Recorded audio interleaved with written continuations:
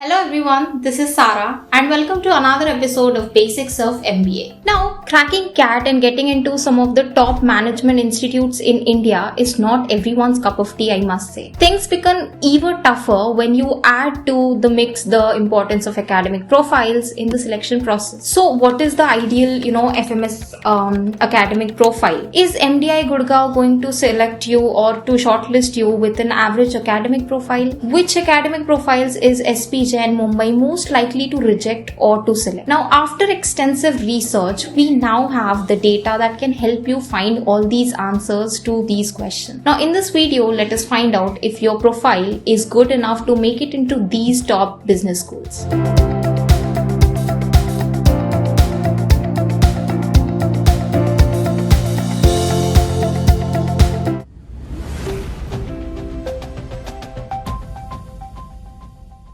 For the past year at InsideIIM, we have been conducting one-on-one career coaching sessions as counsel, short domain-specific courses as masterclasses, and university-affiliated certificate programs. Now, we are extremely excited to announce that we have a new home for all these highly rated programs in altuni.in. So, if you are looking to earn a high salary, get a promotion, switch jobs, click on the link in the description or just visit altuni.in. Thank you, enjoy the video, and don't forget to press the bell icon to never miss an update. Cheers.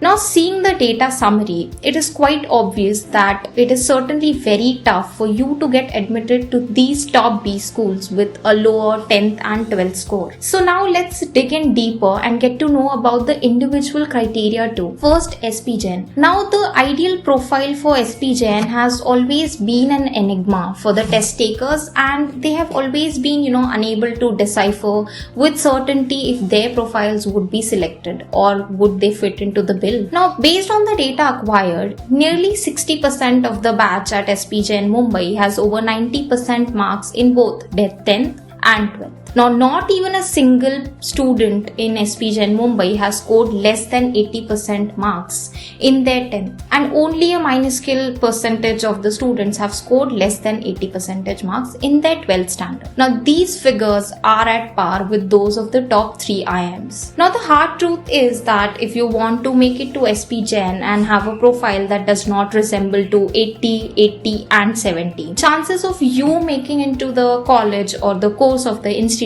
are slim to none. Now, however, if your graduation marks are below 80% but are greater than 70, then your chances of making it to the institute are tougher than usual, but they are not certainly zero. Now, moving on to the next college, FMS, favorite colleges of many. Now, unlike the IIMs, which consider the candidate's academic history for the VAT-PI shortlist of the process, right? Now, FMS Delhi considers only a candidate's CAT performance. Additionally, female candidates are to be given extra points to promote gender diversity, obviously. Now, however, FMS Delhi does give a weightage to the candidate's CAT profile, and which is assigned to 10%. Now, observing the data that is shown on the screen, it is clear that nearly half of the batch at FMS Delhi has 90+% marks in both their 10th and 12th. While just over 10% of the batch has scores lesser than 90% in both the 10th and the 12th. So to conclude, if you have scored below 80% marks in your 10th, 12th, your chances of making it to the institute are significantly diminished, despite an aggregate weight of only 10% given to these elements in the selection criteria. Now, a score below 60% in either your 10th or 12th is almost a guarantee of not receiving a shortlist from FMS Delhi, unless compensated for it with an exceptionally high CAT percentile. Moving on to the next college in the list, MDI Gurgaon. Now, MDI Gurgaon, unlike the IIMs, does not consider a candidate's academic profile during the shortlisting process.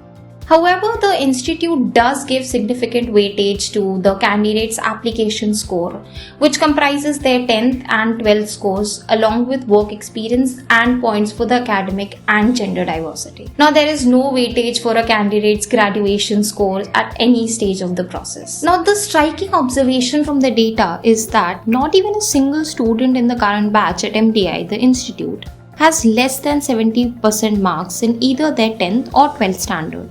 and only a handful of students have scored less than 80% marks in either their HSC or SSC. So if you have relatively optimal graduation scores, a relatively higher CAT percentile and 80+ percentage scores in both your 10th and your 12th, then MDI Gurgaon may be your destination B school post-CAT. However, a high CAT percentile will be the key, given that MDI will give 55% weightage to your CAT score. Now next college is XLRI Jamshedpur. Now the exact weights for the different criteria of the selection process for XLRI's flagship program, these are actually unknown.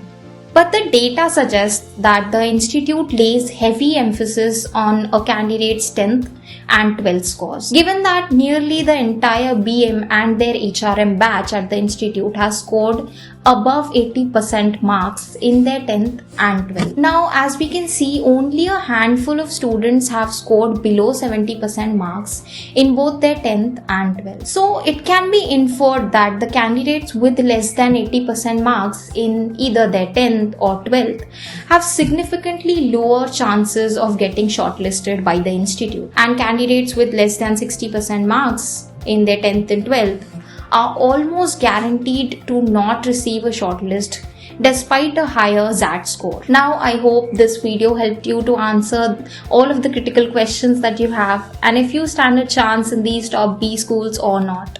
So for more such content, do like, share, comment and subscribe.